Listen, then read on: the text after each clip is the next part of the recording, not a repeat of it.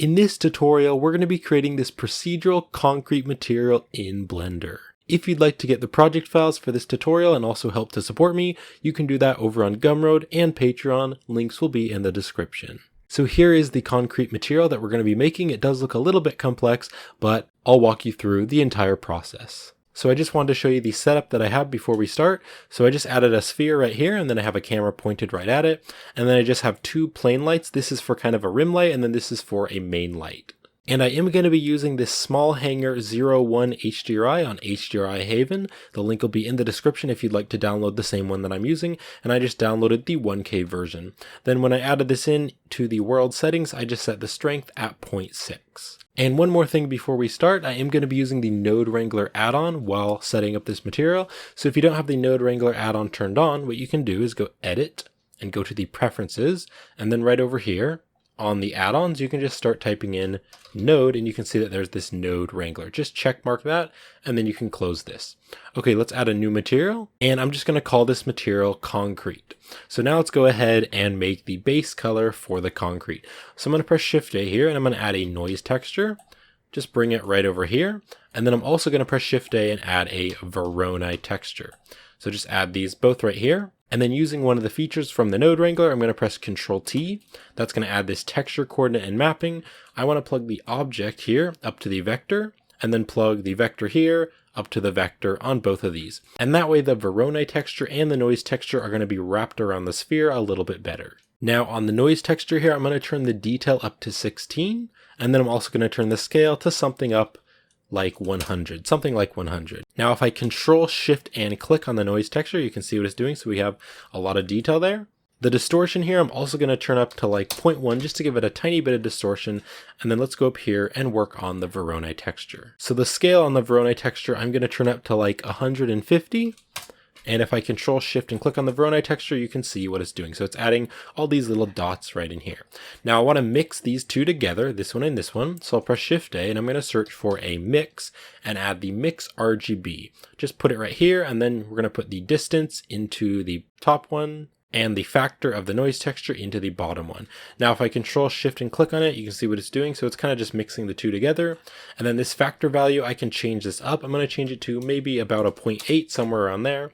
And that way it's kind of mixing the two together. Now, right now, if I just plug this mix into the base color and then Control Shift and click on it, doesn't really look like concrete. It's way too bright. So we need to tell it what colors we want there to be in the texture. So I'm going to press Shift A and search for a color ramp. Just drop the color ramp right in here, and then I can Control Shift and click on it so we can preview it a little bit better. Now this black value here, I don't want anything to really be fully black, so I'm just going to bring this up and make it just a dark gray. And then this white one here, just select this. I'm just going to make this one kind of a light gray.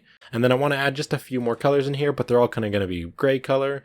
So I'm going to hit this plus button right here, just bring this one over a little bit, and then I'm going to make it just a little bit darker. So just click on this, make it a little bit darker. And you can see that when we make this darker, it kind of makes those lighter parts stand out a little bit more. If I make it even more darker, you can see it's really starting to make that lighter area stand out more. So I don't want to make it too dark, just something like that. And then I want to add one more. So I'm going to click on this plus right here and just make this one a tiny bit darker. And then I think these two dark ones are a little bit too dark. So I'm actually going to click on this, bring it up a little bit, just so it's a little bit less, because that was just a little bit too dark. Something like that. Okay, that looks pretty good. So now if I Control Shift and click on this, you can see what it's looking like. Now it's a bit too shiny right now. So we want to turn the roughness up to make it a little less shiny. So on the roughness here, I'm going to change this to somewhere around 0.7, and it's definitely less shiny now. We are going to be adding a lot of bump on the normal here, and that'll also make it less shiny. So I'm going to Control Shift and click back on this, and it does look pretty nice, but I want there to be some patches where it's lighter and some patches where it's darker to give it a little more variation. So to do this, I'm going to just box select all of these and pull them out just so that we have a little bit more room to work with. And then I'm going to click on the noise texture, press Shift D to duplicate it and just bring it up here.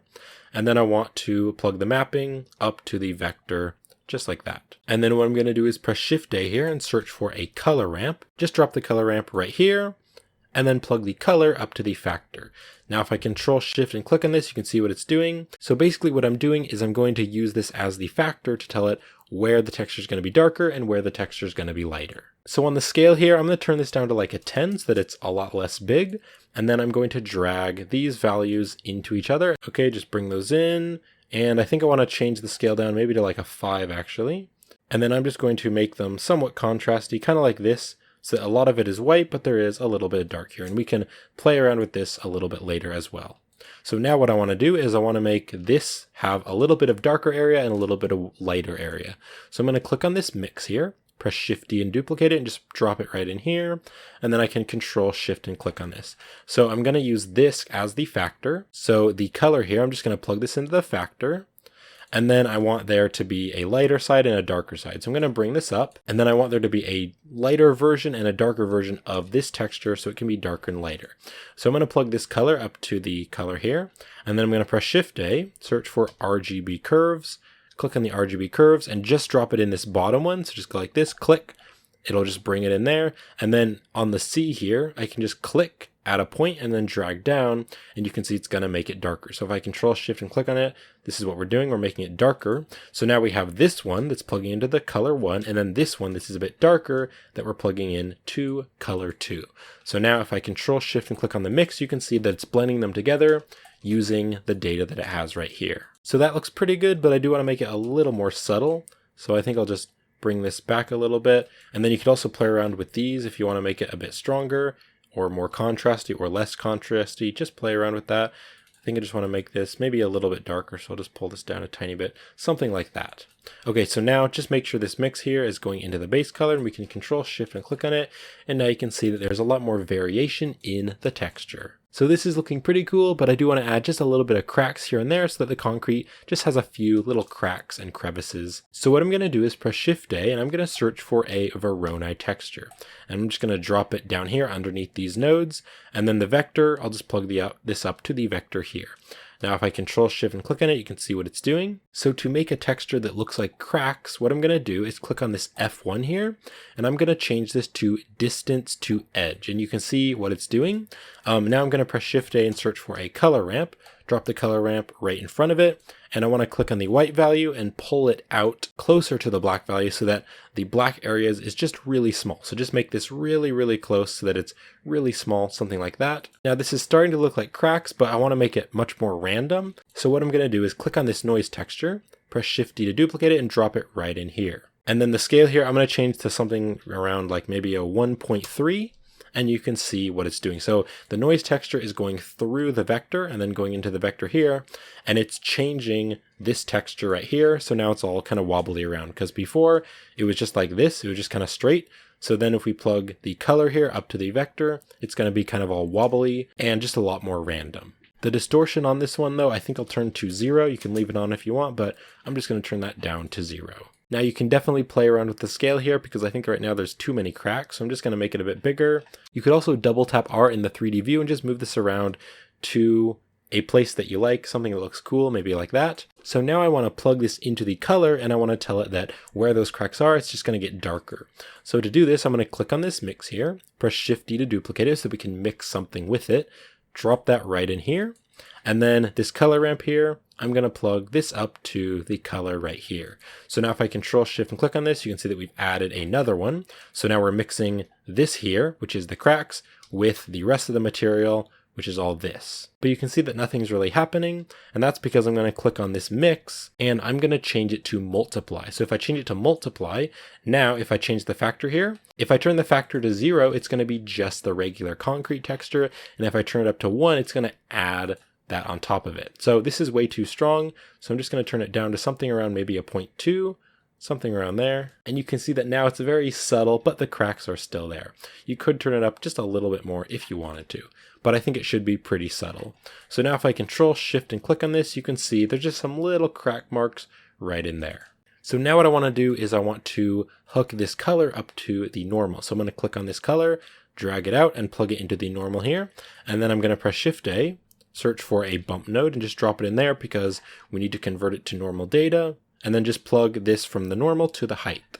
So the multiply is going into the height, which is going into the normal. Now it's way too strong right now, so I'm just going to click on the strength here, change it to something about a 0.15, something like that, and you can see that it's much more subtle, but it's still there. Now, because this multiply here is going into the bump, there is just a very slight bit of bump here where the cracks are, but I want to make the cracks a little bit more bumpy.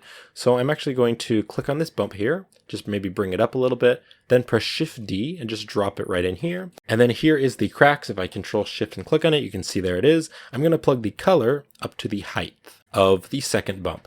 Now, if I Control Shift and click on it, you can see that now it's adding in that there, and it's a lot stronger. And then you can change the strength. If you want to make it a little bit less, you can. I'm just going to Control Shift and click on this, and you can see what it's doing. So this is definitely looking like concrete, but what I want to do is add some little bits that have been kind of cut out, like some little chunks of the concrete. And then I also want to bring some parts of the concrete out, kind of some bigger bumps.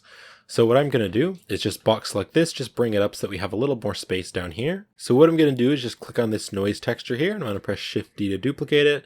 We are really piling up on the noise textures here. And then I'm going to plug the vector here up to the vector right down here, all the way down here. And then this color ramp, I'm going to click on this, press Shift D to duplicate it, and then just plug the factor up to the factor right here. Now I totally need to change this back down, and then I'm going to Control Shift and click on it so I can see it. So basically what I want to do is I want to have most of it black, and then I want to have some little bits of it white. So I'm going to drag this black value up and then drag the white down, and then also the scale I need to make it a lot bigger. Stuff to work with, something like that, and then just keep dragging that, because what this is going to be is the little white parts here are going to be chunks that have kind of been broken out of the concrete, so there's going to be some little kind of crevices and holes here. And then I think I'll change the scale up a little bit more, bring the black down a bit, something like that. So now what I'm going to do is again click on the bump, Shift D, duplicate it, drop it down here so we have another one. The color right here, I'm going to plug this into the height of this one. And then if I Control Shift and click on it, you can see what it's doing. Now, right now, these little pieces right here, they're coming out. I want them to go back in. So I'm going to click on the invert. And now you can see that now they're cutting into the concrete. And then the strength here, if you want to turn this up a little bit, you definitely could to make the chunks a little bit bigger. I don't want to turn up too much, but just a little bit. So now we have these little chunks that have been broken out of the concrete. So now what I want to do is just do that one more time, but I want to have some parts that are coming out. So I'm going to click on the noise texture and then shift click on the color ramp, press Shift D to duplicate, bring them down here. And then once again, this mapping needs to go all the way down to the vector. And then if I Control Shift and click on this, you can see what it's doing. Now for this, I want to drag this out over here so that it's mostly white. And then also I don't want the cracks to be as the same as this. So I'm going to change the scale and I'm just going to make it just a little bit smaller. And that way the noise texture is going to be a little bit different from this one. And then what I want to do is this black here, I'm actually going to drag it up and make it more gray so that it's a little less contrasty, maybe not that much, a little bit down. And then what I need to do is go back over here, click on a bump, press Shift D to duplicate it, drop it in here. And then this color right here goes all the way into the height. And then let me just Control Shift and click on this. Now you can see that right now it's going in. I can turn off the invert and now it's going to be coming out. And then it's too strong right now, so I'm going to bring it way down. And then I'm still going to Control Shift and click on the last bump here and just go back over here. And then I can also play around with this. If I want to make it more or less, I can also turn this color down a bit. So now if I Control Shift and click back on the principled BSDF, you can see the final material. Now some concrete is a little bit more smooth and some concrete is a little more rough. So if you want to make the bump bigger on any of these or all of them, you could do that and then the concrete's going to be a lot more rough, or you could turn it down as well and make it a little less rough. And then also if you want to make the cracks a little bit smaller or a little bit bigger, you can click on the color ramp here and you can just drag this down even more. And you can see that now these little black lines here are going to get even smaller, or if you want to make the cracks bigger, you can turn it up just like that. And then if you want to make the cracks a little bit more visible or a little bit less visible, I'm going to Control Shift and click on the multiply. And if you turn up the factor, it's going to make it stronger. And if you turn the factor down, it's going to be harder to see. And then of course you can also Control Shift and click on the second bump and turn the strength up for that if you want to make the cracks a little bit stronger. So now I'm just going to press F12 and render this out. So there we go, there is the finished concrete material. Now again, these project files are going to be available on my Gumroad and Patreon, so if you'd like to get the project files, you can check that out with the link in the description, and that'll also help to support me. But thank you so much for watching, I hope you enjoyed this tutorial and I hope it was helpful, and I will see you in a future video.